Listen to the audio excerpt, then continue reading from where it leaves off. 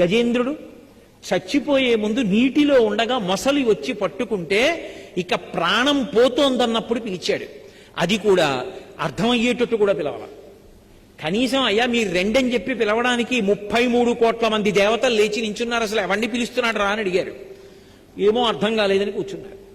దేవతాలోకానికి అంతటికీ అర్థం కాలా ఎవరిని పిలిచాడు. ఎందుకని? అసలు ఏ పేరు వాడలేదు, ఏ గుణము వాడలేదు. వ్యాసుల వారు మూలంలో తస్మై నమ పరేశాయ బ్రహ్మణే ననంత శక్తయే రూపజోరు రూపాయ నమ ఆశ్చర్యకర్మణి నమ శాంతాయ ఘోరాయ మూఢాయ గుణధర్మిణే నిర్విశేషాయ సాంధ్యాయ నమో జ్ఞానఘనాయ చ క్షేత్రజ్ఞాయ నమస్తుభ్యం మహాధ్యక్షతాక్షిణే పురుషాయాత్మమూలాయ మూల ప్రకృతయే నమః సోహం విశ్వసృజం విశ్వమవిశ్వం విశ్వవేదతం విశ్వాత్మానం పరం బ్రహ్మ ప్రణతోస్మి పరమం పదం యోగరంధిత కర్మాణో హృదియోగ విభావతే యోగినోయం ప్రపశ్యంతి యోగీశం తం నతోస్పృహం నమో నమస్తే కిల కారణ